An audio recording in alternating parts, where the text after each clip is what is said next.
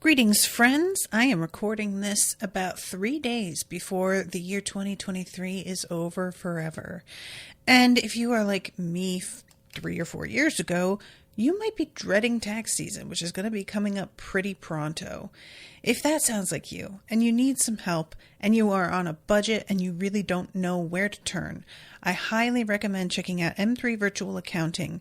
Molly Morris has been so helpful. She worked with me so that I could actually afford her, which you guys know is a feat. And she has completely changed the game for me. It has been such a weight off my mind to not have to worry about it. So please get in touch with Molly, m3virtualaccounting.com, and set up a free consult. She'll talk you through everything and let you know whether or not she can help you.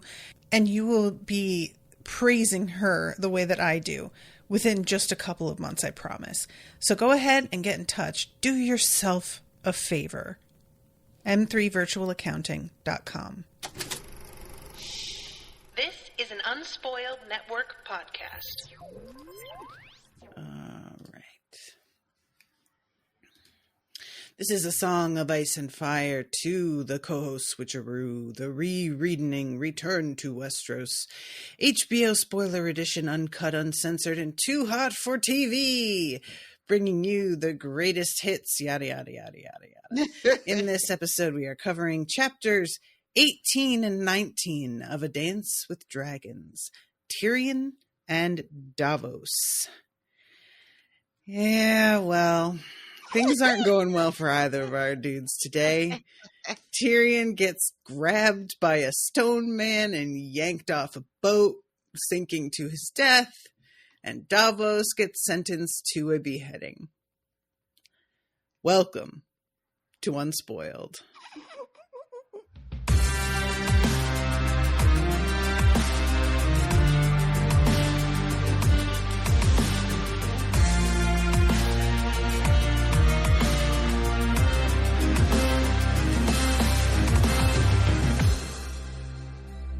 Monsters are dangerous, and just now kings are dying like flies. I am the king!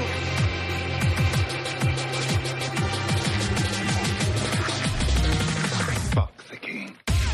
Welcome to the show, everyone. I am Natasha. I'm RoShawn. What are you laughing at? I am just, you guys, friends, listeners, comrades. That's the one. What are we doing? What is happening? Is anything good ever going to happen again for anyone ever? Yeah. It is just a relentless onslaught of terrible news at terrible circumstances. Things have really gotten out of control, I feel like. You know, it feels like this story and the people in it, things are just really spiraling out of control, sprawling. It is unwieldy. We got people everywhere. And I had a moment. I had to nope out of it. It's so weird. You know, I have to be mindful of spoilers. And this is a 20-year-old property. It's not like it's a hot topic. You know, people are talking about it all the time. But the circles I run in, you know, things will show up. And people were talking about this book and I wasn't expecting it, right? It was just a Jon Snow meme. So like a little laugh because, you know, Jon Snow and those memes are always funny.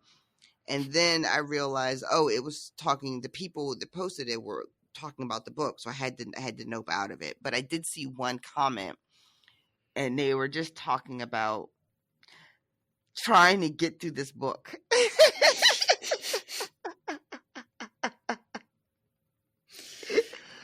And I was just like, oh, yeah. And what took me by surprise was that it was, you know, a longtime reader big fan of the property, of the show, of all the things.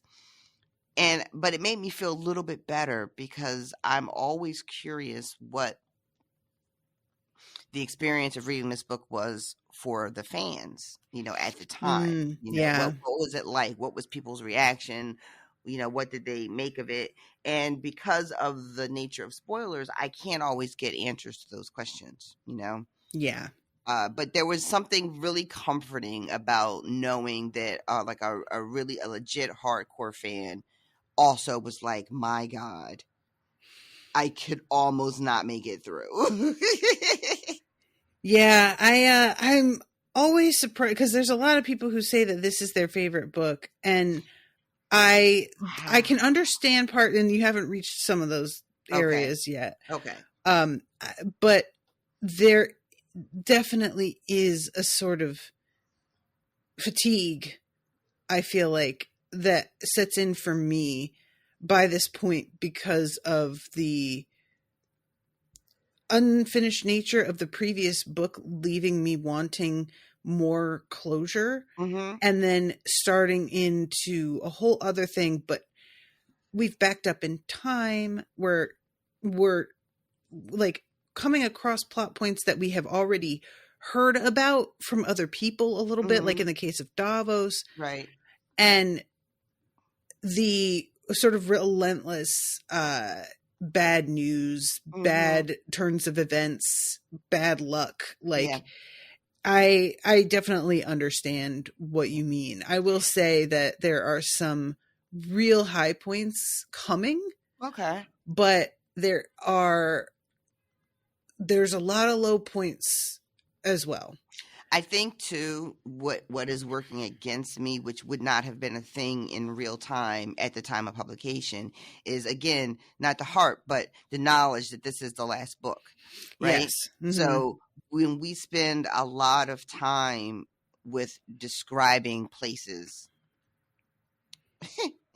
it feels like I'll have like this little voice in my head going, we don't have time for this, George. This is the last book. I need you to be spending the time telling me the things, even though that's not what's happening. I know that's not what's happening. Yes. But there's like a sense of urgency in me to be like, George, we do not have time for 4 pages of whatever this is. We don't have time, man. This is me and Tolkien. Not for the same reasons, but I would get very impatient with him just being like, so here's this mountain range, and let me tell you about 6 different battles that happened here, and, just like a whole geological survey, and I'm like, dude, all right, fine. I guess. It's the working overtime part. So, all right, so let's start.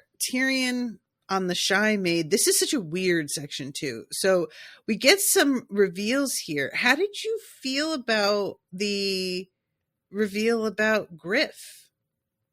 So he is not who he said he was. No. And I knew that this motherfucker was lying. I just didn't know who he could be. And they gave me a name, and I think that name is supposed to really mean something to me. I don't think it's meant to really mean something, okay, but good. it has been mentioned before. Like, it was mentioned offhanded enough that you didn't even really notice it, and I pointed it out, but even pointing it out, it doesn't, the story isn't impressive enough to lodge in your mind necessarily. Okay. So I did my duty in pointing it out, but I wasn't surprised that, or I was thinking to myself that I will not be surprised if this doesn't make any impression on her and she doesn't remember it. But luckily they give me context of who he was. They don't just drop a name. They let me know like who he was to, what's his face? Not Stanley. That's a joke that will just never die for me. Are you talking about Stannis? No, I'm talking about Rhaegar. Oh. But then I made the Stanley joke because I couldn't think of his name. But so yeah, this is and Tyrion just decides to just put it out there. And young Griff, like that's the real reveal. Mm-hmm. That he is the son who's supposed to have been murdered Yes. and given to Robert as a present from Tywin.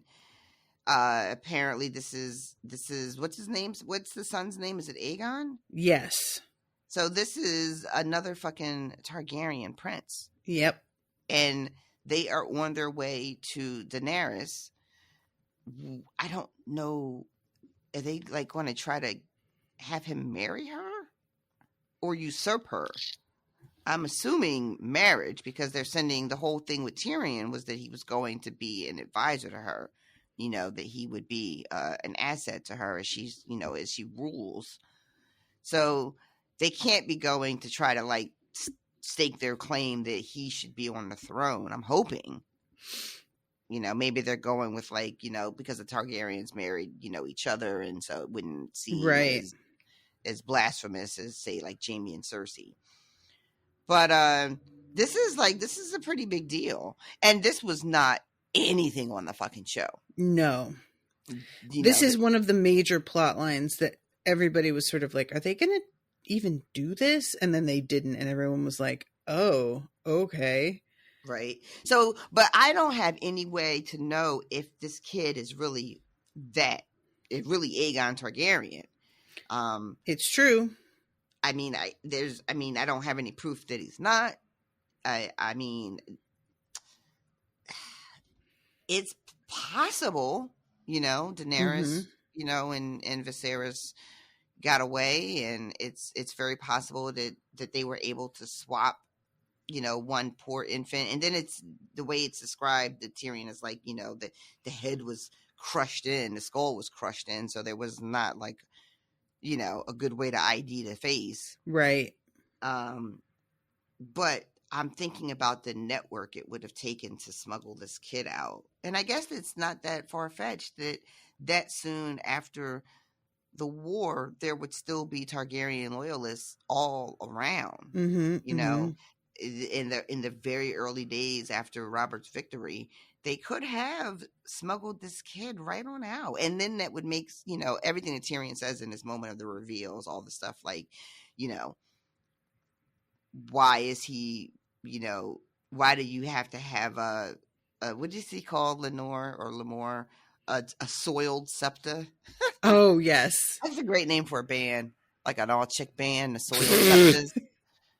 Yes, you laugh. An all-chick band. Yeah, it's a good name. That's offensive. Is it? No. Well, it's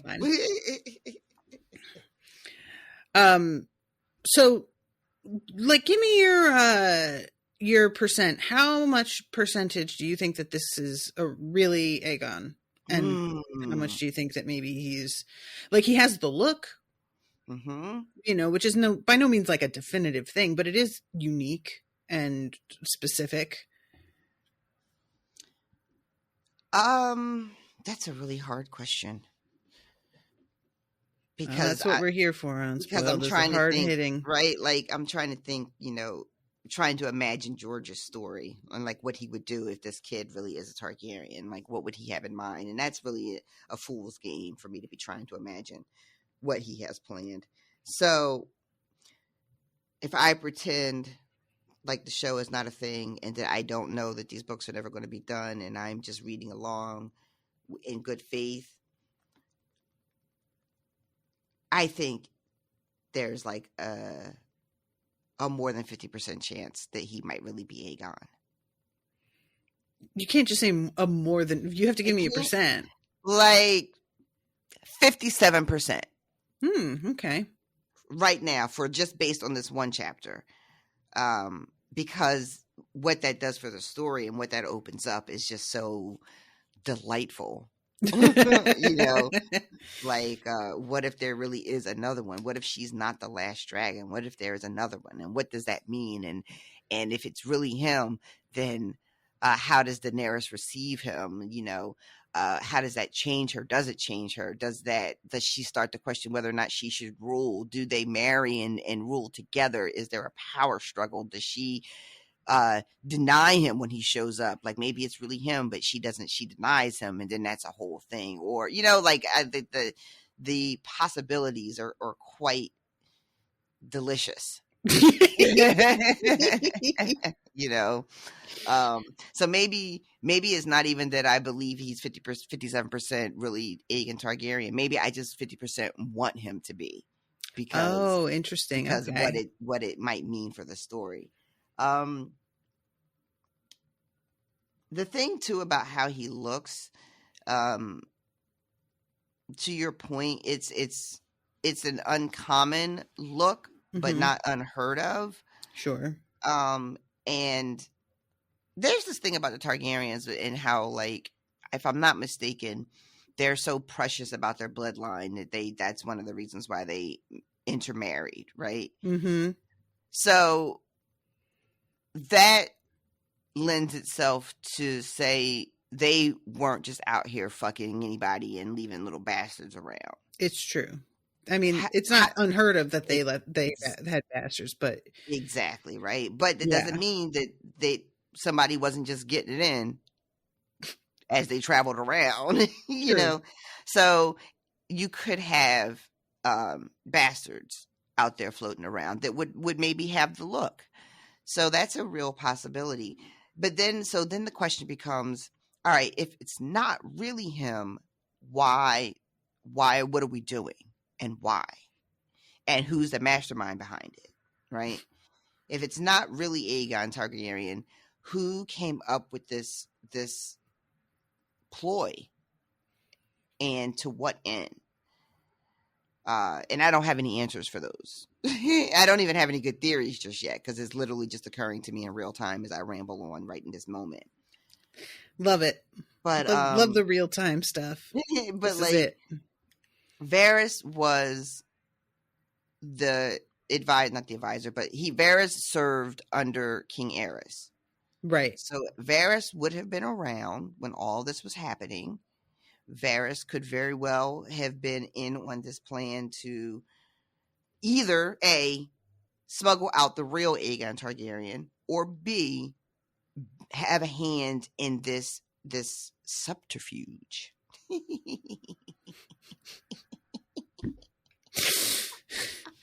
Wow, you really tickled yourself with that word. You never get to say that. Who gets to say that? Vainglorious.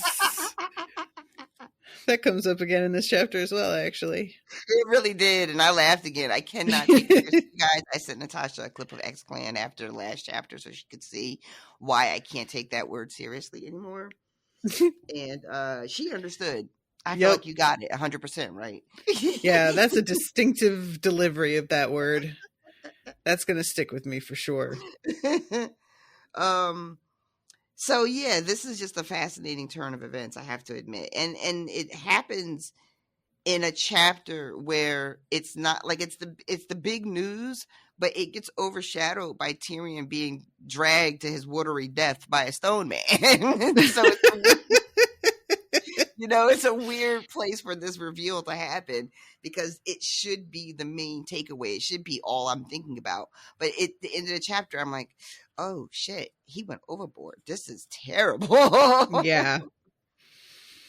Yeah, it's real bad because, like, not to jump ahead, that should be our catchphrase. It really should, right? It should be another bingo card, and that should be on there. Oh, I should do another bingo card. But even if Tyrion were not to drown, he's been grabbed by a stone man. Which is explicitly what they're like, hey, don't let them touch you, for the love of God. He's been grabbed, he's been choked. He like rammed into him. Like, Tyrion rammed right into the stone man to try to like knock him over the edge of the boat. Yep. I mean, there was just a lot more contact than there should have been, quite frankly. And it was noble and valiant and all that, but also Tyrion. There was one rule. There was like one tip. It's true. But okay, let's begin at the beginning here. They are going through this fog, which the half maester is like, I don't like this. Girl, this place is called the Sorrows. Yeah. I mean, it's right there in the name. And Tyrion, honestly, there comes a point where John Connington tells him When he to says, shut the entire fuck up, and I was relieved because I myself was sick as hell of Tyrion. We all cheered. Mhm. Everybody cheered, right? Like it was, you know, I enjoy Tyrion's snark. I enjoy his sarcasm. You know, that's his bread and butter. Generally, I find it amusing, but this shut the fuck up could not have come. The only way it could have been better is if he had said it 20 minutes sooner. Yeah, this whole, because it's frightened of a little fog, mocked Tyrion. Though in truth, there was quite a lot of fog. Isilla is like, this is not normal fog, which you'd fucking know if you had a nose. And she says, many a voyager has been lost here. Pole boats and pirates and great river galleys too. They wander forlorn through the mists, searching for a sun they cannot find until madness or hunger claim their lives. And Tyrion's all like, ha ha, yeah, whatever. But later, they find themselves passing one of the exact spots they done passed already. And there is no good explanation as to how this could have happened. As one of them says, rivers only go one way. So what the fuck? Yeah, Tyrion. What you got to say about that? Yeah. Suddenly your little quips have died on your lips. Also, the fucking Maester is, did you say he's wearing a scarf around his face? He's all like masked up. Oh, that's right. Yeah, because like at one point they're like, we shouldn't breathe this fog. And Tyrion's like, well, the only way to not breathe it is to not breathe. But this guy is like, or I could do something about it. There's Halden says Garen's curse is all about us. And Tyrion is just like, the curse is only the grayscale. You know, like, you guys are just really overreacting and being like superstitious and, you know, a little not rooted in reality. And he's being sort of like, not only is he being a dick, but he's being condescending about their fears and their trepidations about how fucking creepy all this is. Yeah. And Tyrion knows it's fucking creepy. He's creeped out too. Yes. Which is what I think is making him so defensive, is like the very fact that it's getting to him makes him annoyed. So he's lashing out even more because he's just doesn't like the fact that he himself is also uncomfortable because he feels stupid. So the best way to make yourself not feel stupid is to make other people around you stupider, and then you seem smart in comparison. Yeah, that's fucking true. So that's what he is attempting here. But like, especially when you're inside his head, it's bad enough just hearing him, but knowing that he's also freaked out a little it makes it worse to hear the way that he talks to everybody else. And young Griff at one point is like, oh, there's got to be fish here. And Isilla's like, I would not eat anything fished out of this area. Thank you. No. Yeah. I thought it was weird that he would even suggest that. Like, yeah. You know, talk about like not reading the room and understanding where you are. There's this thing too about Garen where that he's still alive and around, and someone has to be like, yeah, people don't live to be 1,000 years old. It's just different people dressing up as him. Yeah. Which I always think is fascinating. That's like some Dread Private Robert shit, and I always think that is just so funny. The conquerors did not believe either, Hugo or Hill, said Isilla. The men of Volantis and Valyria hung Garen in a golden cage and made mock as he called upon his mother to destroy them. But in the night the waters rose and drowned them, and from that day to this they have not rested. They are down there still, beneath the water, they who were once the lords of fire. Their cold breath rises from the murk to make these fogs, and their flesh has turned as stony as their hearts. Yeah, this is all very ominous. And this area that they're sailing through with all of these ruins, like there's a point when she's talking, Scylla is talking about something, and Tyrion's like, "There's one now," but it's like all of these ruins that have sunk and bits and pieces of them raise up out of the water. So there's like a giant hand at one point they have to navigate around, and then they kind of sail through a castle a little bit later. It's all it's cool sounding, but it's also so fucking creepy. Yeah. And there's just like weird noise, and they can't see anything. Like, I don't want to miss like how bad the fog is, that they cannot see anything more than a few inches in front of them or behind them, or like it's just like they're practically, I don't want to say that, but they can't see anything. Wait, what were you gonna? I was just gonna do the thing, but it's nothing. It's nothing. Okay. But that was weird. Yeah, I was going to use an expression that's kind of like you're not supposed to say anymore because it's ableist, and I just couldn't think of another way to say it. Gotcha. Okay. So anyway, they are. The thing that keeps getting me is like the ruins, and they're in a boat that could hit any of them at any time. And considering how bad the visibility is, like, they're having to use poles to push away from areas, and it's like, and everybody you're on top of them before you even see that they're there because of how bad the visibility is right now. They have like someone stationed on each side of the boat with a pole, because like you said, it could just come up from anywhere and you won't see it until you're practically on it. Yeah. So they're using the poles as sort of like leads so they can get a little bit of a heads up that they're about to, fucking sail right into something. And there was a description of, when they meet the other boat, they can't see. It's so weird, right? Right? And they're just sort of like yelling, but the way they're speaking to each other, it's not in a different language, but it is almost incomprehensible. It's like a code that they're speaking in.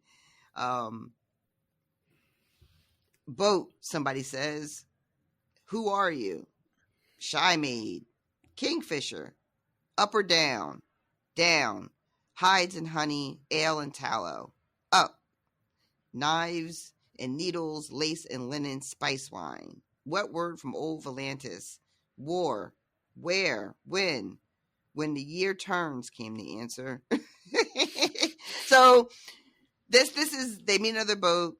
What's the name of your boat? I'm the Shy Maid. I'm the Kingfisher. We're sailing up the river. Oh, we're sailing down. This is what we're carrying. This is what we're carrying. Right? Mm-hmm. They're not being honest. Our people aren't being honest. So I can only assume the Kingfisher is also not being honest. Yeah, that's right? Probable. But then this bit about the war. The places that they mention, Essos and Malakwo. Yeah. So are these just other names for the cities that we already know? Like, Essos, is Essos a city I know? Essos, yes. I don't remember if we've actually been to Essos, but it's I'm trying to I thought that was the name of the whole of this area, like Westeros, and then there's like, the kingdoms within Westeros. But let me just look up Essos real quick. Essos, often simply called the East, is the largest of the 4 known continents in that world, east of Westeros. Yeah. Okay. So Essos is the name of the continent that contains the, Red Waste, the Dothraki Sea, and all of the major cities that it's basically what Daenerys has traversed. Okay. And then this other place, Malakwo, is that I feel like that was a family, but let me look this up also. When the year turns, Nyessos and Malakwo go hand in hand, and the elephants show stripes. Okay. Yeah, Malakwo is one of the ruling triarchs of the free city of Volantis, because later on Tyrion says something about here it is. What if the pirates will not sail in Into the Sorrow, says Yandere. Elephants with stripes, what was that about? Niesos and Malico. Illyrio has paid Triarch Niesos enough to own him 8 times over. So that's what he's talking about with the 2 Triarchs. All right, so those are people. So Niesos is a name of a man, and Malico is a name of someone else. So they're about to go to war. It seemed to him that elephants and tigers might have good reason to make common cause when faced with dragons. So the elephants show stripes, I think, is meant to be like they normally are at each other's throats, but the elephants are teaming up with the tigers now. Interesting. Okay. Huh. Okay. Yeah. There's also, just want to point this thing out, before they actually get to this boat, a half-seen shape flapped by overhead, pale leathery wings beating at the fog. The dwarf craned his head around to get a better look, but the thing was gone as suddenly as it had appeared. And I'm just like, what the fuck was that? What was that? I do not care for it. It sounds like a dragon, but, you know, we're nowhere near Daenerys, so it can't be a dragon. Right. Unless there's other wild dragons hanging around, which I wouldn't that be something, like some fucking stone dragons still floating around? Sound like a big ass bat, which I was not a big fan of. I think that sounds dope as hell, but I can also understand your misgivings on that. A big ass bat? Mm-hmm. Yeah, no thank you. Little bats, sure. Very cute. Sky puppies. A big one. Sky puppies. Do you remember that video? These ain't nothing but some sky puppies. No. There was a video that was floating around of bats in captivity, and someone had a video of it, and then they shared it, and the caption was, "They really had us out here trying to be scared of these things, but these ain't nothing but some sky puppies." And the video was so cute. The little ears were flipping around, and they were like eating a strawberry. They were very cute. Bats are adorable. They really are. They're like just, you know, little rodents, and rodents are often adorable. Yeah, if I could have a bat, I would have a little bat friend. Steve would hate it. He skeeves bats so hard. Really? Skeeves. Why? They just, that's the thing about a skeeve. It just does what it does. You can't. I guess that's true. Yeah, he absolutely cannot. I'm telling you, that time there were bats in our hallway. He was like a cartoon. He was like a Scooby-Doo cartoon. Of course, you're not supposed to come home and have bats in the hallway of your apartment building. That's true. That's unexpected, to be fair. That's true. That's a reasonable thing to kind of be like, I do not accept this. Him trying to get the keys out of his pocket to open the front door of the apartment. It was like Michael Myers was chasing him. He couldn't get the key in. So yeah, this is the part. Illyrio's paid him enough to own him 8 times over in gold or cheese, quipped Tyrion. God, this is why we rounded on him. Be quiet. Unless you can cut this fog with your next witticism, keep it to yourself. Yes, father, the dwarf almost said. I'll be quiet, thank you. He did not know these Volantines, yet it seemed to him that elephants and tigers might have good reason to make common cause when faced with dragons. Might be the cheesemonger has misjudged the situation. You can buy a man with gold, but only blood and steel will keep him true. Mm-hmm. I hate this fog. I hate this place, and I am less than fond of Griff. And he's got those poison mushrooms, and he's like, I would really like to poison him, but he just doesn't even seem to eat very much. And I was like, Tyrion, I don't know how to tell you that probably everybody on this boat prefers him to you. So right. Maybe just watch your own back mostly. That's just my advice. When he fucking goes over the edge, I was just like, I don't know if anybody on this boat likes him enough to risk trying to save him. Honestly, you know, like they're gonna have to, right? Like Tyrion's not just drowning. Like they're gonna try to rescue him at some point, and whether or not he has the grayscale, I don't know if that's going to be a thing. That turns out it wasn't a thing on the show. They gave Jorah the grayscale on the show. Mm-hmm. As a matter of fact, this whole bit is done with Jorah and him traveling through the ruins. Yeah. So maybe Tyrion does get it. And there's a whole thing too about how it's not necessarily always like how awful the disease is and what it does to your body, and how children sometimes get it and then survive. Sometimes people lose a limb. Oh my God, what if Tyrion loses something else? Yeah, I mean, like, talking about how maybe he gets it, he's already quite deformed. Like, from his birth defects to his nose being missing, all the fates are against him in terms of, like, his appearance. And this is just would be adding another thing to the pile. My God. He might get it, and then and then he doesn't die, and they treat it by him losing, I don't know, something, fingers, hand, a foot, who knows. Oh, Tyrion. Not that it's happened. I'm already all sad about it. I know, right? You're just like... Let me calm down.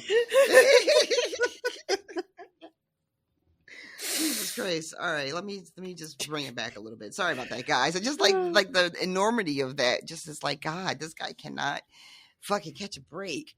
Like, I don't know. Maybe the fucking universe doesn't think he deserves a break. I don't know. But Jesus, how much can one man endure? But good question. So, but before he topples over, they are sailing through again all these ruins, and there's a lot of like sort of backstory, talking about what this place used to be. What it was called, this one thing that they sail through, the Palace of Love, it was called. Yeah. And Tyrion, but now it's called the Palace of Sorrow and has been for 1,000 years. And there's a bit where it says, the dad is sad on its own, but knowing what the place used to be makes this like 1,000,000 times sadder. That this was a place of like love and celebration and happiness and pleasure and flowers and gardens and fountains and just, all there were a lot of beauty. Weddings held here apparently. Yeah. And now it's just overgrown and rotted and roofless and just death, really is all that's here now. It's so sad. And he starts thinking about Taisha. Taisha, yeah. And thinking about like how it was Jamie, he thought, and then like how my brother could have bought a woman for me like that, and I believed him because why would someone love me if not for gold? Which is just a recurring thing with Tyrion. And then they get to that bridge you were talking about. The Bridge of Dream, Griff calls it, which that seems entirely too pleasant to be an accurate name. Yeah, agree. Bridge of Nightmare, right? Okay, sure. And there are stone men that they can see, and this is when they tell us about how like this disease eventually leaves people in madness, and that's when they're the most dangerous. But before that happens, they become sort of like witless, and they're described as being feeble, clumsy, lumbering, and that they're thinking they might be able to pass this bridge and won't even be noticed. Yeah, I mean, it's so foggy. If we're just really, really quiet. And then for a second, I was like, because Tyrion says stone eyes are blind eyes, thought Tyrion. And that this is when he starts talking about what grayscale does to the body. And I was like, do they literally lose their sight? And then it says, yeah, blindness was a common stage when this grayscale reaches the face. Yeah. So they get right under this bridge, and then they make it to the other side. And I was like, oh, this is great. This is so weird. Another hour should see us clear of the sorrows, for thereon this should be a pleasure cruise. I believe I'll light ahead, warned young Griff. Tyrion saw it too. Kingfisher or another pole boat, he told himself, but somehow he knew that was not right. His nose itched. He scratched at it savagely.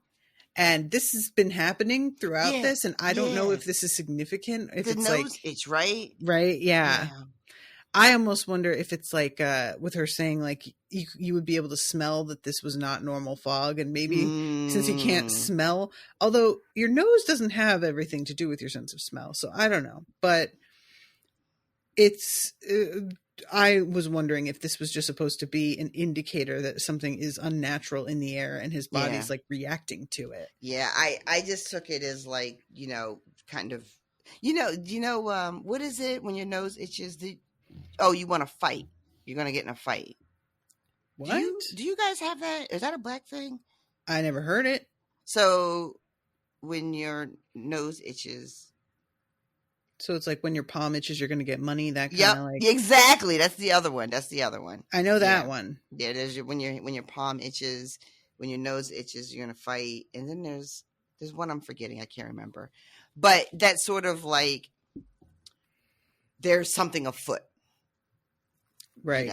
You know, that's what I took like the nose itching to be. But I like your suggestion that it is a indicator that there is just something sort of unnatural about this whole area where they are.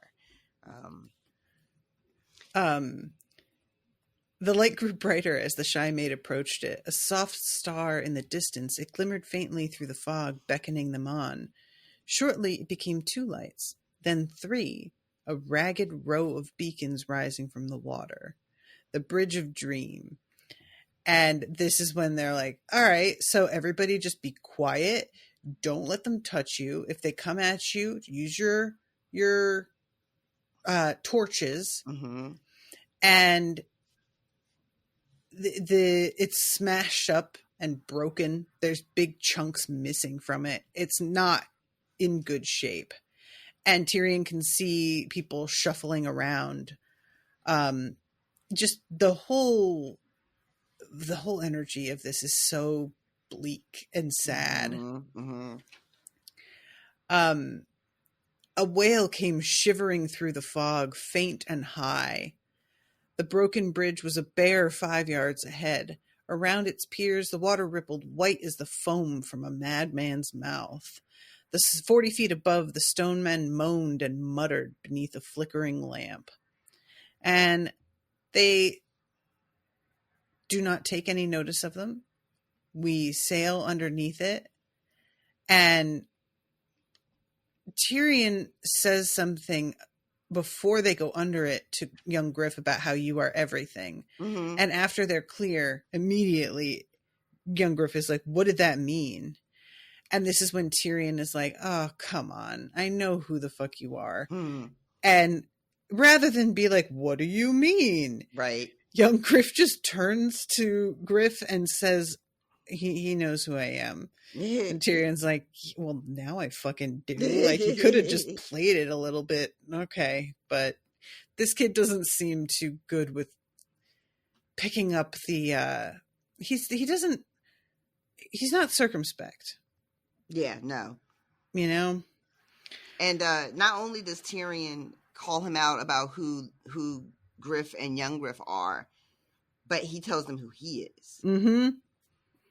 Yeah. And it's just like, yeah, I killed my dad, you know, whatever. Maybe you have heard of him. Because he's like, he said, what does he say? He goes, he calls young Griff. He says, you have noble features for a dead boy. And he's like, I am not dead. And Tyrion is like, how? How are you not dead? My father wrapped your corpse in a crimson cloak and laid you down beside your sister.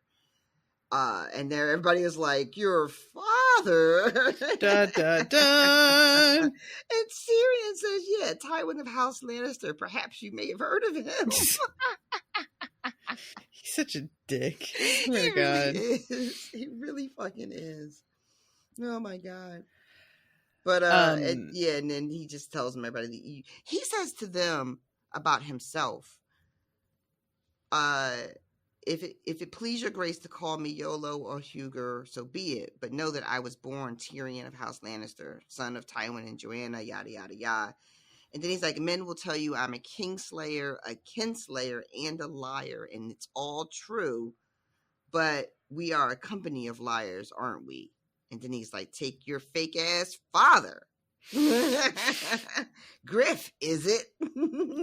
And then that's when he drops the bomb about him being John Connington, once Lord of Griffin's Roost and Hand of the King. Yeah, and as this is all being revealed, Griff says, be quiet. And it says his voice was uneasy. And at the time I took this as, you're blowing my spot up. I don't, like, everybody doesn't know who I am. Mm-hmm. But then it seems like maybe it's not about this at all. Because Tyrion notices this hand sticking up out of the water. And he's like, how many of these are there? A trickle of moisture ran down his spine and made him shudder. Sweating. The sorrows drifted by them. Peering through the mists, he glimpsed a broken spire, a headless hero, an ancient tree torn from the ground and upended. Why does all of this seem so familiar?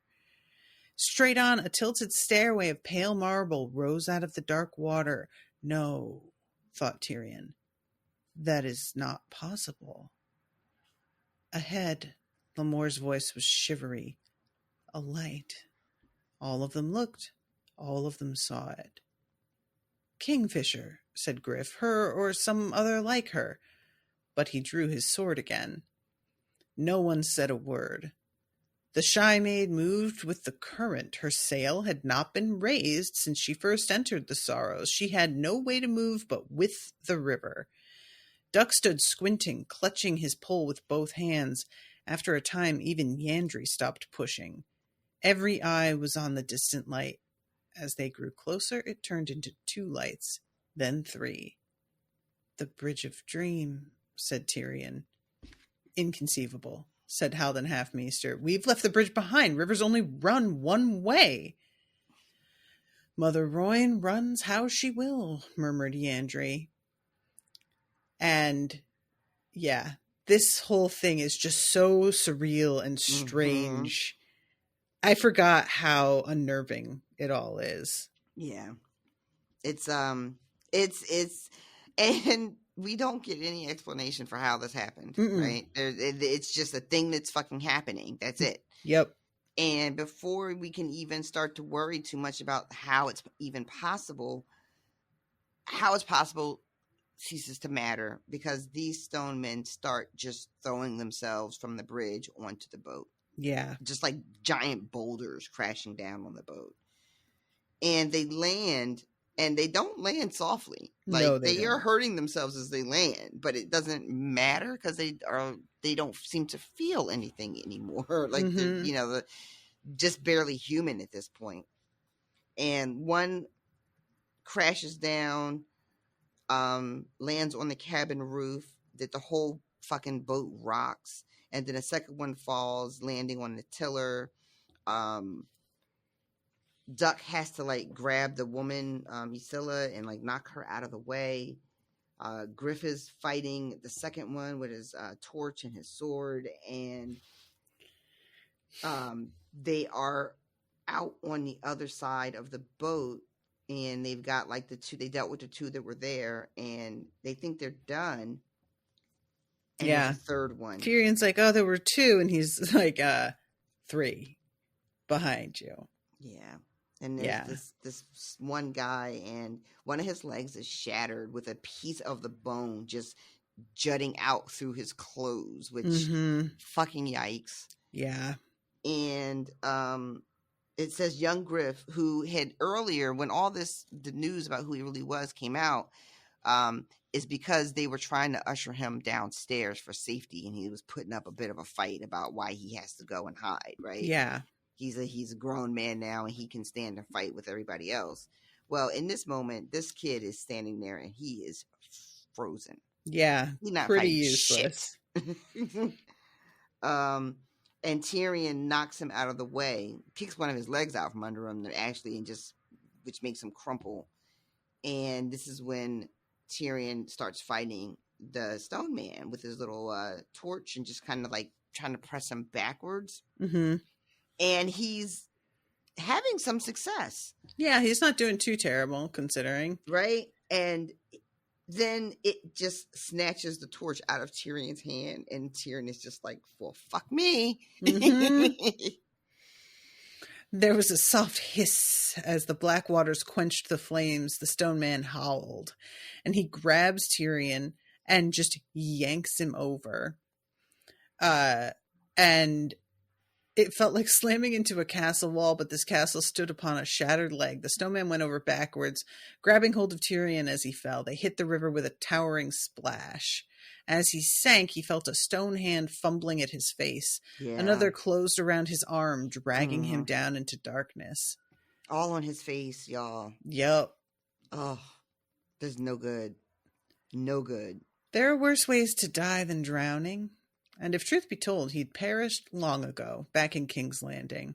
It was only his revenant who remained, the small, vengeful ghost who throttled Shay and put a crossbow bolt through the great Lord Tywin's bowels.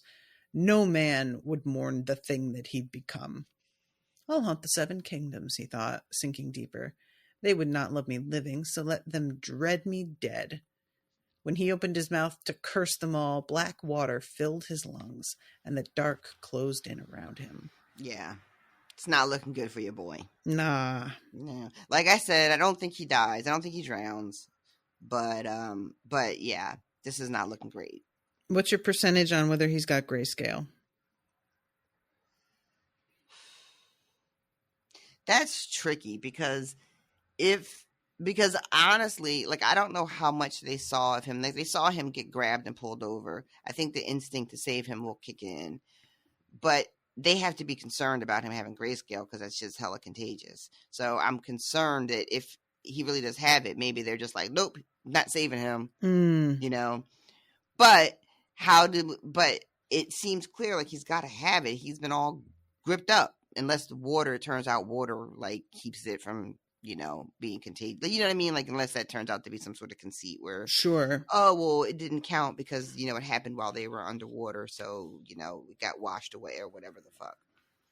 But my guess is there's a 38% chance he has grayscale.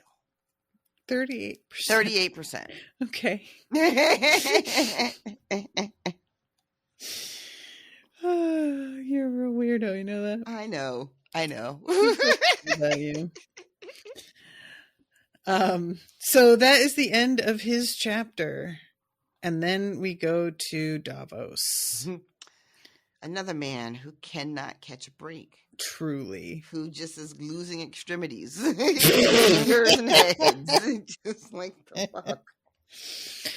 Lady, give me a second. I have got to pee so bad again. I'm so sorry. Yeah, it's okay. Just 2 seconds.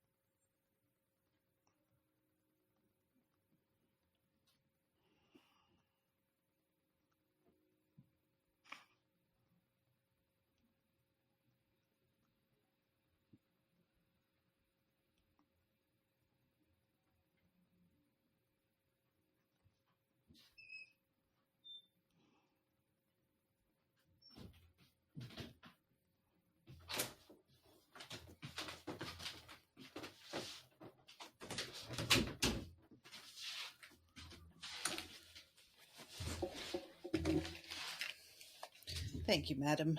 Of course. Ugh, I don't know why that happens sometimes. Mm-hmm. Okay. I'm sorry.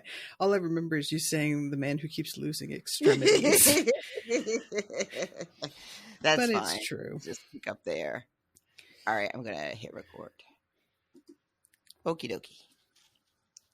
So, so Davos is being led up to see Manderley. He is being brought by Sir Marlon Manderley. I have the honor to be Lord Wyman's cousin and commander of his garrison. Follow me. Davos had come to White Harbor as an envoy, but they had made him a captive. And he's being kept in comfort. It's a nice room. Yeah, he's being kept in comfort, but he is most certainly being kept. Absolutely, yes. And they are not big fans. They're not big fans of Davos. Not huge fans of Stannis. Yep. Except that one girl. Oh my God. She is out here just saying. I love it. I did too. What do they say? Tell the truth and shame the devil. Mm-hmm, that's what they say. She's out here speaking truth to power. Yep. So he gets brought in, and it says as many times as he had visited White Harbor, Davos had never set foot inside the new castle, much less the merman's court.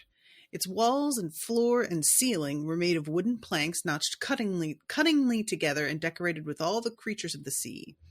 As they approached the dais, Davos trod on painted crabs and clams and starfish, half hidden amongst twisting black fronds of seaweed and the bones of drowned sailors. On the walls to either side, pale sharks prowled, painted beneath blue-green depths, while eels and octopods slithered amongst rocks and sunken ships. This sounds really cool, actually. Behind the dais, a kraken and a grey leviathan were locked in a battle beneath the painted waves. I don't know. That sounds dope as hell to me. That's all I'm saying. It's got like maybe it's just because of the the sea-ness of it all. It's got like Ironborn energy. Definitely. Yeah. And Davos had been hoping that he'd be able to just sit and have a private cup of coffee with Mr. Manderley. That is not what's happening, sir. Sure isn't. Why would you, after 18 days, did you still think that was what was going to happen is my question. I feel like they have been very clear about what they think of you in your position. Yeah. But yeah. So he goes and has to stand in front of this man and try to convince him that it is in his best interest to throw in with Stannis. And they are all just like, you're not making any sense. You can't sit with us. Right? Nothing you're saying sounds like anything that we want to be a part of. And Davos, bless his heart. When they introduce fucking Manderley, and they give him like, his honorary introduction of, he's the this and he's that and the warden of the whatever the fuck. And they're like, in court, it's customary for vassals and petitioners to kneel.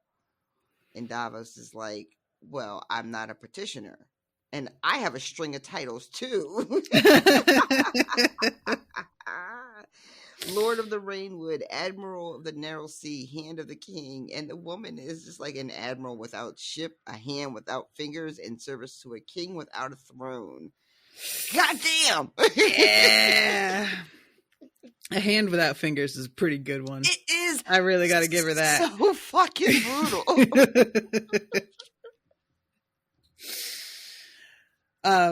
So yeah, and he sees like Lord Wyman does not look good. No, he doesn't. is just a corpse. Yeah, basically. It's more than just like much is made all the time about how fat Manderley is, right? We've been hearing about this for books now, books and books and books. People literally will not shut the fuck up about it. But then when you actually see him here, Davos is like, beyond just his size, this is not a man that looks well. Yeah. Like, not even a little bit. He does not, he looks like he's about to die any second, which is a different thing than just being fat, It's poor Davos. I'm sorry. I'm just looking at this part after the woman says the thing about the finger. She says, "Is this a knight who comes before us, or the answer to a child's riddle?" My God, I forgot about that line. Yeah, she's fucking savage. So this the whole like energy of this is Manderley going, "Tell me why I'd want to do that," and Davos being like, "'Cause you should," and Manderley being like, "Yeah, but why would I?" "Well, because it's your duty." Nobody is impressed by that. But why would I? Listen, like over and over. This shit about fucking the Red Wedding was wild, though. Yeah, how about this story they started peddling around? They are out here, these fucking Freys are out here saying with a straight face that what really happened at the Red Wedding was that the fucking young wolf and his people turned into wolves themselves and attacked everyone, and that is what happened. It's not just that Rob himself is a warg anymore. It's all of his men too. He somehow like gave them all superpowers. Yep. He had a super soldier army. And the Freys of all people were able to overcome this super soldier army, which I really have a lot of questions about. This fucking line, the enormity of the lie made Davos gasp.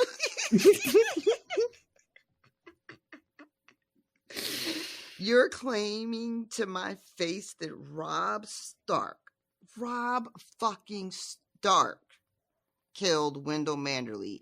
Is that what you're saying to my face right now? I just want to be clear. And this kid says, not just Wendell Manderley, but many more. My own son was killed. My daughter's husband was killed. When Stark changed into a wolf, his Northmen did the same. The mark of the beast was on them all. I need the phrase to just, listen. They have some audacity. Like you take a lie. Okay, we're gonna lie, right? There's a lot of ways to lie about what happened at the Red Wedding. There's a lot of lies you could tell. Rob and all his men were armed. They broke the guest rights, first, attacked everybody. But they're out here instead just being like, nah, they all turned into wolves. That's really what happened. And like, you ever meet somebody who lies like that? Oh, like yeah. Their lies can't just be regular lies. There's a school of thought among some liars that if you make something really unbelievable, people will have to believe it because you would never lie in such an unbelievable way. And I always like crack up at that logic because I can understand why they think that would work. Like, but it's such... It just doesn't give anybody else the respect, of just thinking that really you think they're gonna fucking buy this? Like, wow. Like I get why you think that this would make sense, but I can't believe you think so little of me. Exactly. To say it to my face. Yep. And the fact that they're like, there's no motivation for it even. It's just, oh yeah, they all turned into wolves because he was going to break his faith. He, like, really? That was, like, he could, why would he, right? Exactly. None of that makes any sense. Why would he do it, though? Even if he could turn into a wolf. Just because he couldn't restrain his taste for human flesh any longer? Right. Like, what do you make it make sense? And then Davos just says to the guy, "What's your name?" "Jared." "Okay, Jared, you're a fucking liar." Yep. And then he says, "Some men cry when slicing onions, but I have never had that weakness," and pulls out his sword. And I was like, I kind of like that line, actually. I don't like that I liked it, but I did. I can't help it. Some clever wordplay there. And then fucking Manderley is just like, "Put your swords away. I'm not going to have any fucking bloodshed." in my court. And then Jared, of course, wants to like fight for his honor later on, so he demands that, you know, they meet on the field later on. Right.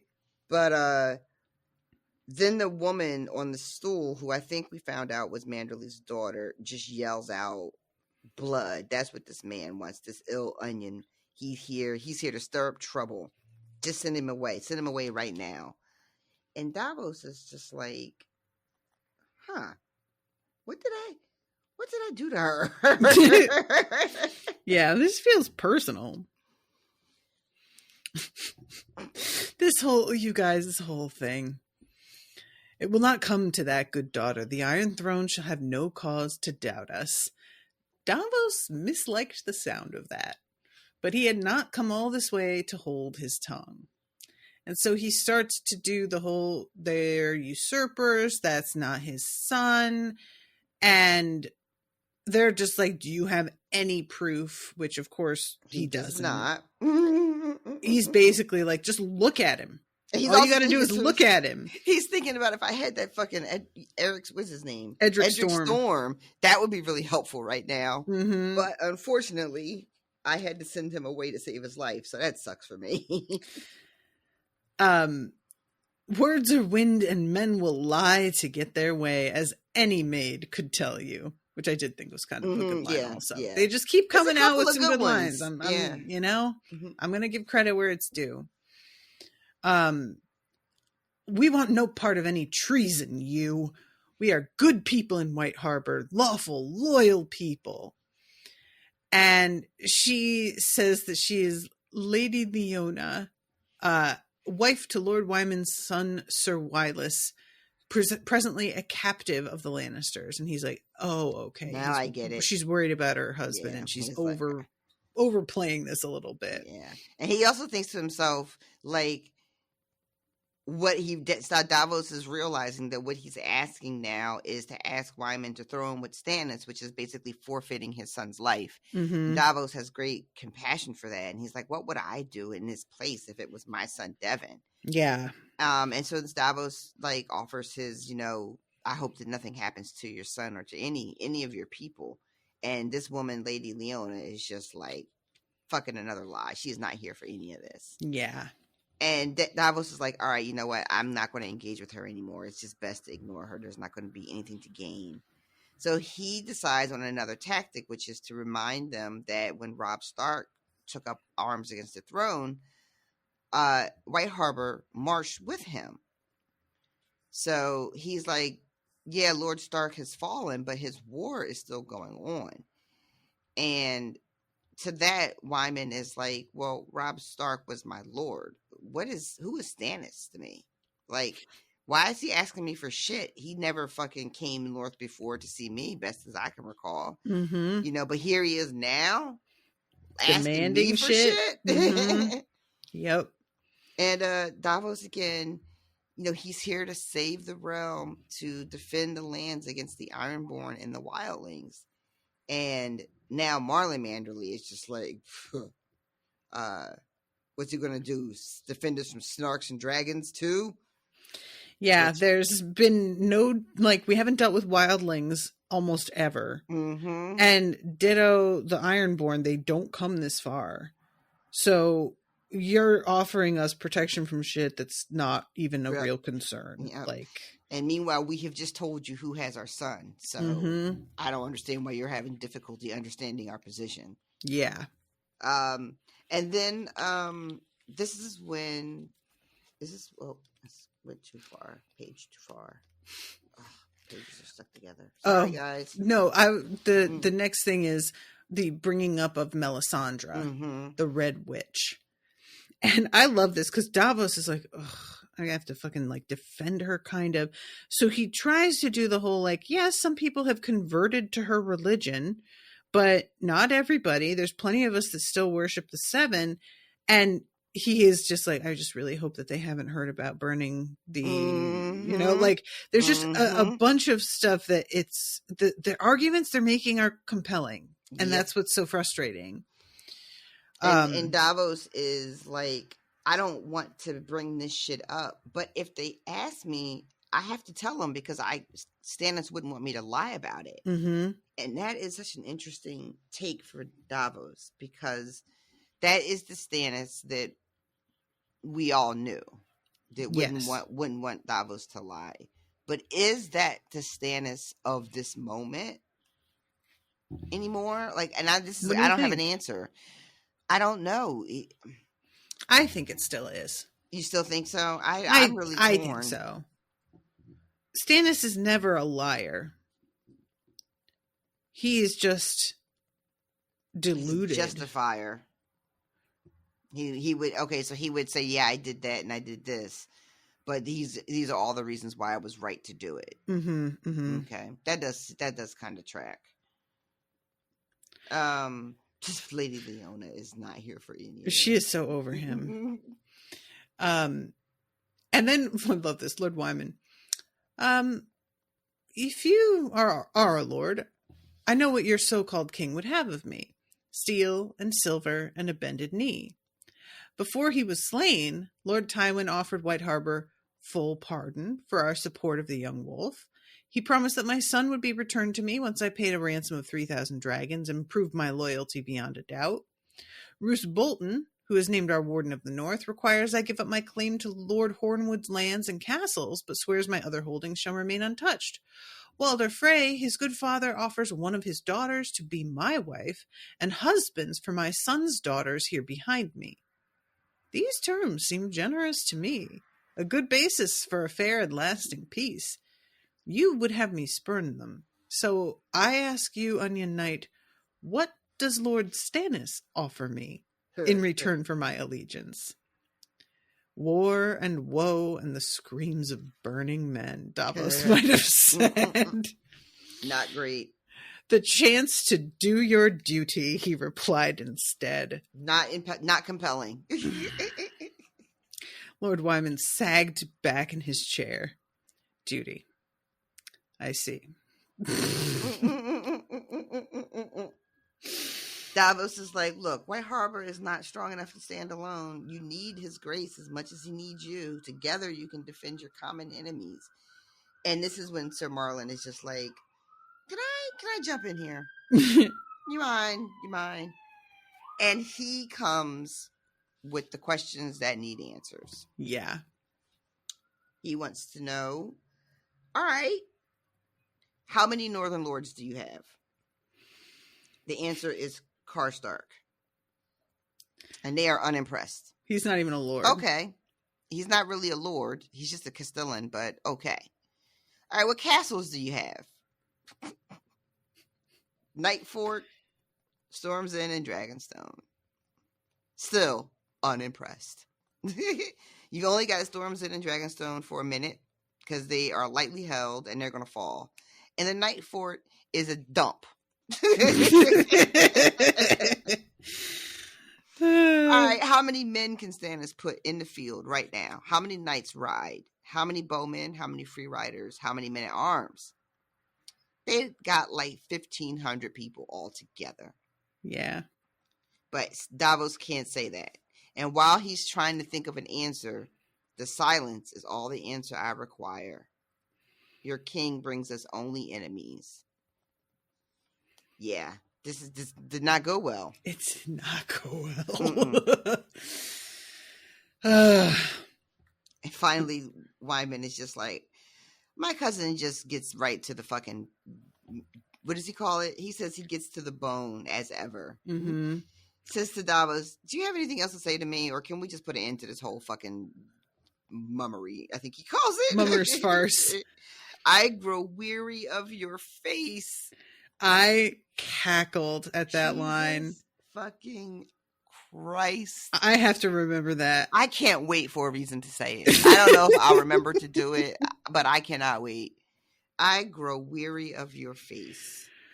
Oh, fucking God. Jesus Christ. Like, how do you just go on with your life after someone says that to you? Like, how do you pick up the pieces and put a life together for yourself after that? Especially from a man who looks like Wyman apparently looks right now. Right? I didn't even think of it that way, but Jesus Christ.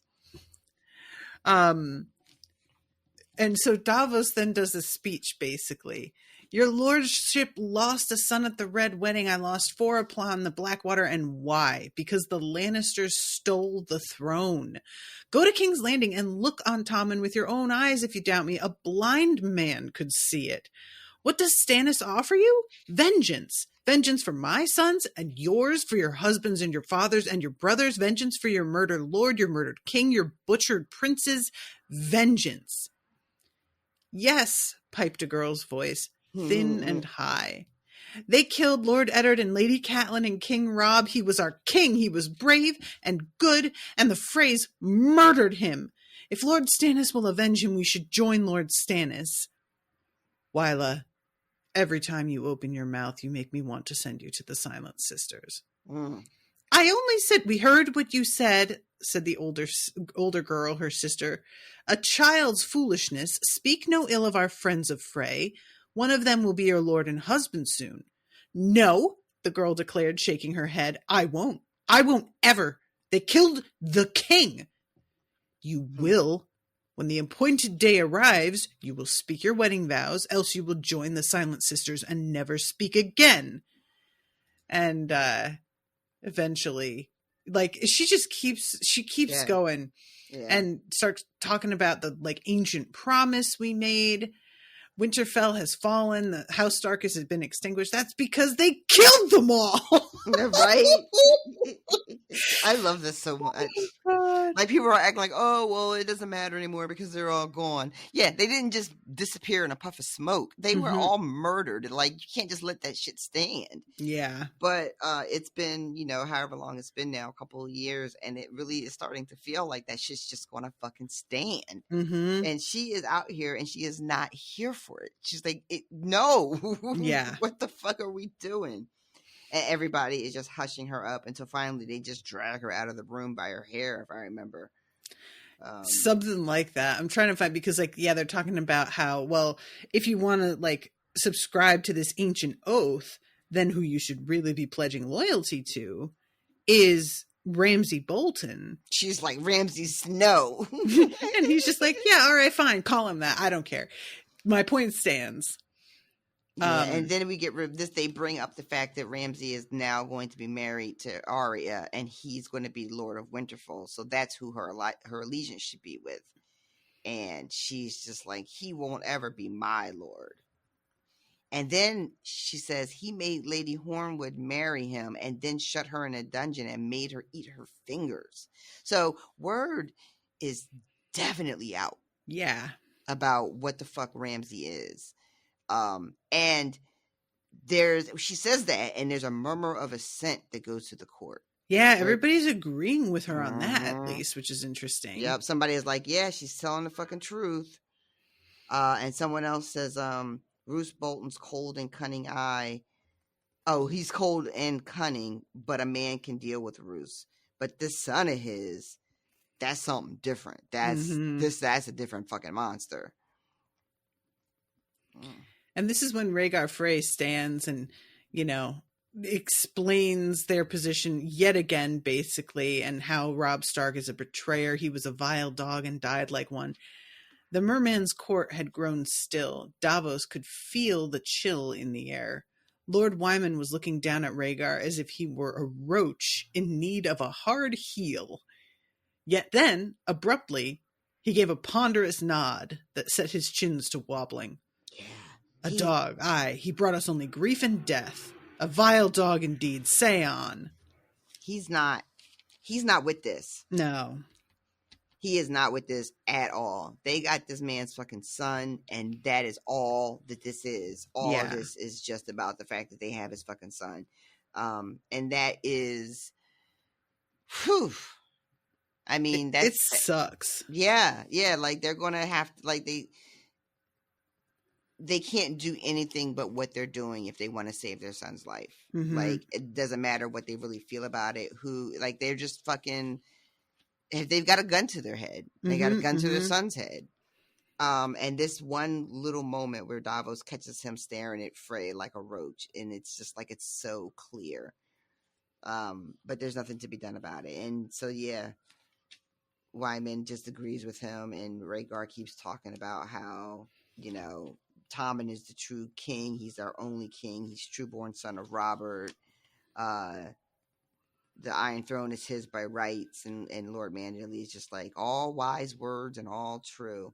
And this little girl is still out here like, they were not. And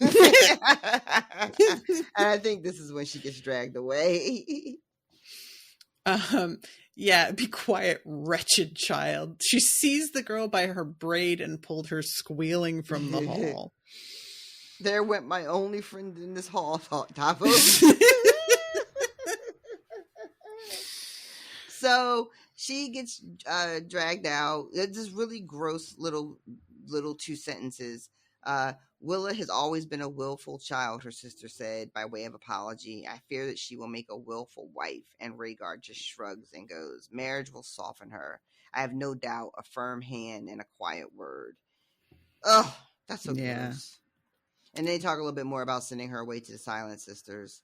And then this is when Wyman is just like, all right, I've heard enough fucking treason for one day. You're asking me to risk everything for a fake king and a false god. I'm not doing it.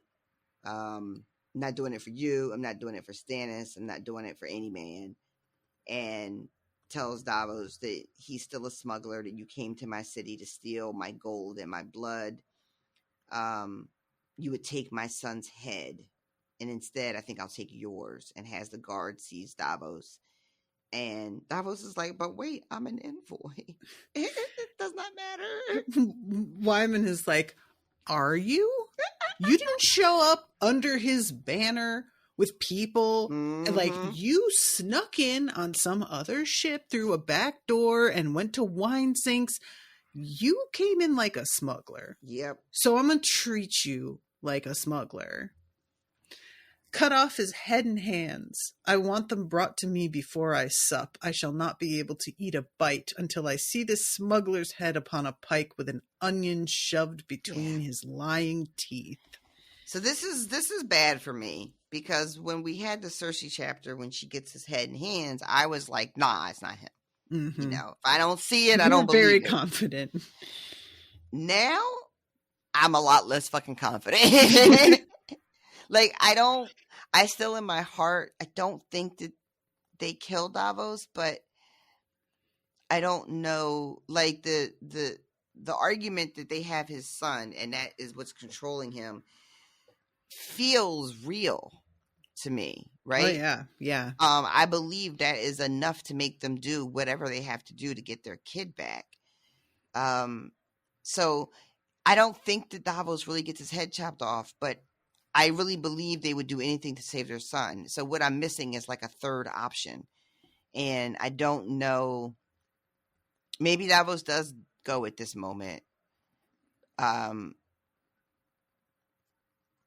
Maybe they pull a fast one, but the Manderleys? Yeah, like because I don't think Davos dies, but I know Cersei gets ahead, so it's like, well, maybe it's not really Davos's head. But there's nothing in this chapter that gives me any reason to think they are not going to just fucking chop his head off. Yeah. Except for my gut feeling that Davos doesn't die. But I got nothing to support that, right? Yeah. So I do know, I mean, especially given the fucking little bit of a twist reveal we get in Tyrion's chapter, where it's like, oh, that's right. There are, you know, people aren't always who they seem to be. Dead bodies aren't always who they're supposed to be, right? That was just a thing in Tyrion's chapter. So it's fresh in my mind to be like, well, maybe they're going to pull a fast one. But there's just nothing in this chapter that suggests to me that they are willing and interested in anything other than getting the safe return of their son. Yeah. So I don't know, y'all. Maybe Davos does go. Maybe he does die. It did. I was certain that he wasn't going. That this wasn't going to be his head. But now, let me ask you: were you certain because of the show? Mostly like being influenced by the show, but then also, well, no, it's a lot influence of the show, I think, but there's something about Davos living longer than Stannis that feels right. Feels like, when I say right, I mean feels like book based. Like that feels like a choice George Martin would make. To have Davos support Stannis to the very end and then see Stannis fall and be left with like, well, what do I do now? Who do I support now? You know what I mean? What is my purpose now? What do I do? Because Davos is, I don't think Davos is ever just sailing fucking home to be with his wife and children.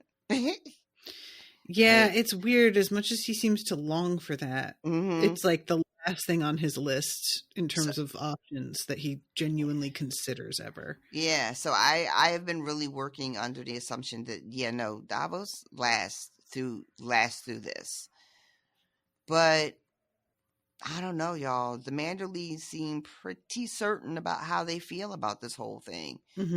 Davos did not do a good job of convincing them, in my opinion. He gave them no reason to do anything differently. So that's the key for me, is just how bad the argument was. Like, you know what I mean? He got tap danced on. The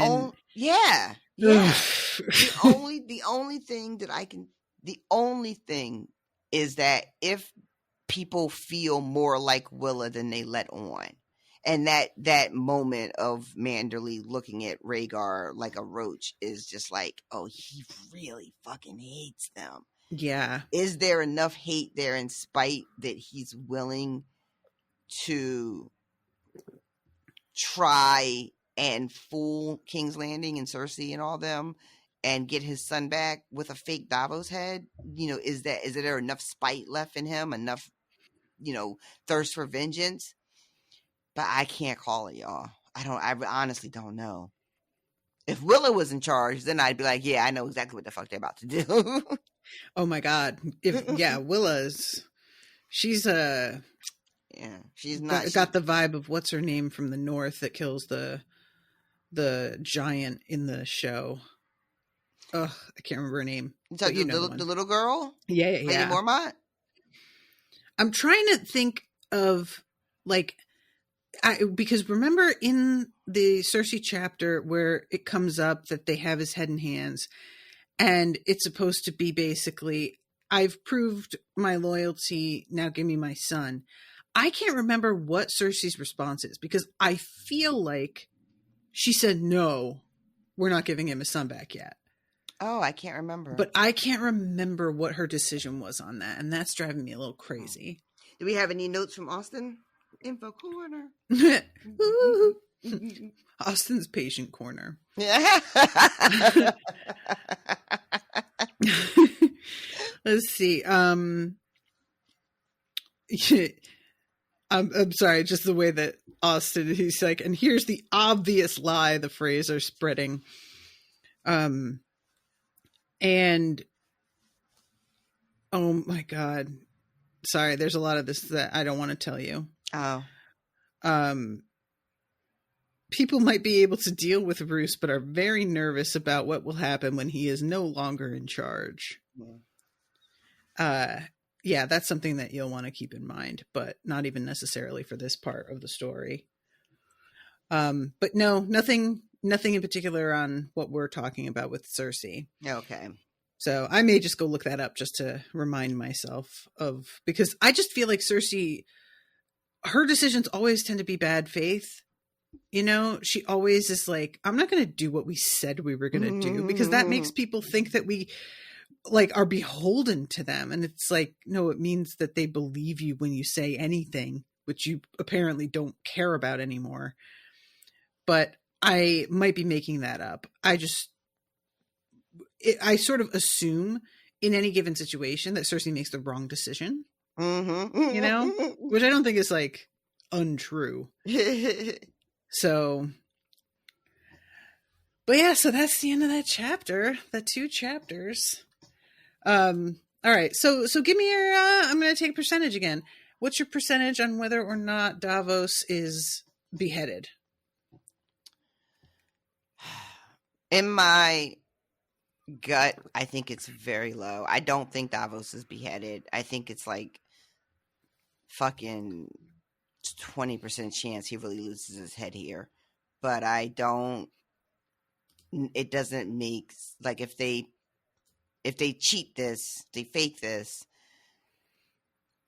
I'd be very curious about what the deal is. You know, I wish I could remember. I wish we knew what Cersei's thing was, because I think that would weigh on what I think's happening now. If I could remember whether or not she releases the sun. Why would it make a difference? Because if I could remember if she releases the sun, then I would be like, well, actually, no, that doesn't make sense. Because if she releases the sun and it turns out that it was fake, Cersei releasing the sun wouldn't really have anything to do with that. You know, it's not like there was a Cersei chapter where she realizes she got fooled and I just can't remember. You know, right? Yeah, that's not the case. So it really doesn't matter. I think it's very low. I think it's less than 20% that he loses his head. Okay, but I can't. It'd be cool if it turns out that this is all a fake out and that Cersei really does release the sun. But then that opens up a whole other can of worms, because they've got Freys right there at White Harbor, and they've got like marriages brokered, and you know, yeah. If it comes out that they lied, they're not strong enough to withstand, you know, the wrath of Cersei. Mm-hmm. You know, so it just doesn't make sense to me. Like, why would they risk it for Davos? That's what I'm getting hung up on. You know, Yeah. Why, in order for them to not just kill him? All right. Nope. I'm spinning. I'm going in circles. I don't know. I don't think he loses his head here. Okay. Mm. You don't sound convinced to my ear. I'm not convinced. I have no idea what's happening. Yeah, that's fair. All right, I'll give you that one. All right, guys. Well, I'm going to wrap this up with saying hi to new patrons. This week, we have Amanda Rigdon and M. The letter M only. So welcome to both of you. Thank you very much for signing up. Reminder to everybody who wants to stay on top of news for the podcast and other stuff that we're going to be doing, to sign up as a free patron. If you can't afford to support the show, totally understand that. Go to patreon.com/unspoiled and you can just support the show at the free tier and just get the updates that I post publicly for everybody. And that way you're guaranteed to actually get the news that you can use. But, you know, social media feeds being what they are and reliant on algorithms, it is very, very low likelihood that liking me on Facebook is going to result in you seeing any of the shit that I post anymore. So if it's important to you to find out what new stuff we're going to cover or events we're going to do, RoShawn and I have been talking about doing a live reaction video with Miles to the Renaissance album by Beyonce. Oh, because, I forgot about that. Yeah, that is something that I'm going to have to plan out, but I'm excited about. Miles is reading along with us for Hunger Games, and we're thinking about doing like maybe a little check-in video with him or something and just see how he feels about where we are so far. And I am starting this Witch Book Club, and you know, there's going to be the announcement on what day of the month we're going to meet and what book we're starting off with. There's just a lot of stuff that's sort of in the works right now. So if you want to know about that, patreon.com/unspoiled. I believe at this point my website is officially down. If not, it will be shortly. And I say good riddance. God, what a fucking pain in the ass that whole thing was. So you're going to want to email me if you have any questions. Do not use Facebook Messenger. We went into this on the Hunger Games episode last night, but trust me, guys, just don't. Facebook Messenger's a mess. So if you have any questions, you can message me on Discord or post in the Discord channels. We have spoilers and no spoilers for Song of Ice and Fire, as well as everything else we're covering. And you can email me at unspoiledpodcast@gmail.com. And I think that's about everything. So thank you guys again so much for listening. We really appreciate you. Thank you again, Austin, as always, for your tireless efforts, even though it probably feels like you're raging against the tide sometimes, the tide of our exhaustion, and sometimes, I'll say it, indifference. And we appreciate you deeply for that. Somebody's got to do it. Until next time, toodaloo, motherfuckers. Bye, guys. Joffrey, Cersei, Walder Frey, Meryn Trant, Tywin Lannister.